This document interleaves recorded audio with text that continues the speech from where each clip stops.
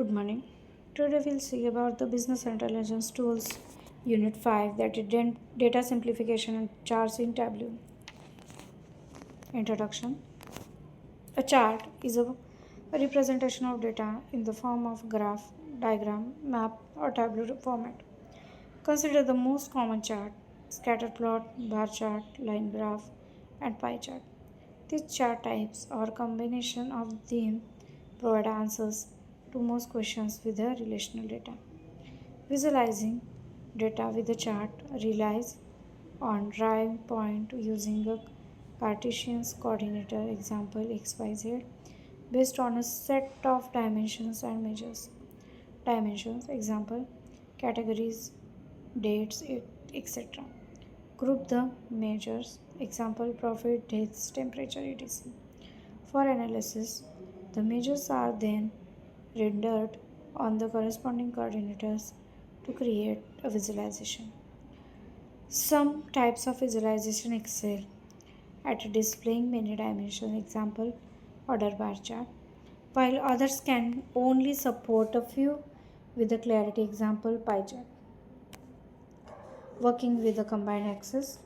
A combined axis merges two or more measures into a single axis, so you can plot as many as measures as you can like in the same chart.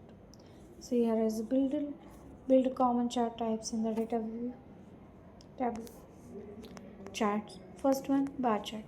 So use a bar chart to compare data across categories. You can create a bar chart by placing the dimensions on the row shelves and measure them on the column shelf, or vice versa. So bar chart uses the bar mark type. Tableau select this mark type when the data view matches one of the two field arrangements shown below. So you can add additional fields to this sleeves. So continue with this, the create vertical bars and creating a horizontal bar. So you can see that the connecting to the samples and superstore data sources.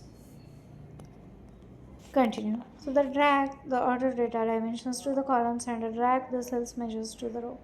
So here the notice that the data is aggregated by the year and column headers appears. The cells measure is aggregated as a sum and an axis is created while the column headers moves to the bottom of the view. So W uses a line as a measure mark type because you added the data dimension. So continue with this. On the mark card, select a bar from the drop down list. So here this view changes to the bar chart. Fourth point, so drag the shape more dimensions to the color on the mark card. Fifth point, drag the region dimensions to the rows and drop it to the left of cells to produce multiple axes for cells by region. Sixth step, to view data in the west region only, you can filter out the other regions. To do this, drag the region dimensions again, so this time from the data pane to the filter shelf. Next step, in the filter region dialog box, clear the central far east and south checkboxes and then click OK. Next point is build other heat map.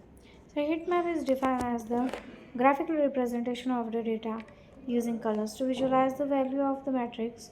So in this representation, more common values are the higher activities, brighter colors, basically reddish colors are used, and to less common or the activity values, darker colors are preferred. So heat map is also defined by the name of the shading matrix. Features by Tableau heat maps. First one, color encoding. The most distinctive features of the Tableau heat maps is the use of colors to encode data values. Different colors represent different values of data, with the darker shades indicating higher values and lighter shades indicating lower values. So the size and shape of customizations is Tableau heat maps allows users to customize the size and shape of the shells to suit their specific needs. So this feature can be particularly useful when they're working with the large data sets. Next point, Continue with this, the interactivity. So the Tableau heat maps are interactive, allowing users to hover over the individual cells to view the data values and other information. So the user can also filter data and zoom in or out of the map. So the data aggregation Tableau heat map provides an easy way to aggregate the data by grouping into two different categories. So this makes it easier to identify trends and patterns in the data. So the graphical mapping in the geographic mapping, the W heat maps can be combined with the geographic maps to create a geospatial visualization. So this can be particularly useful when the working with the local location based data. Thank you.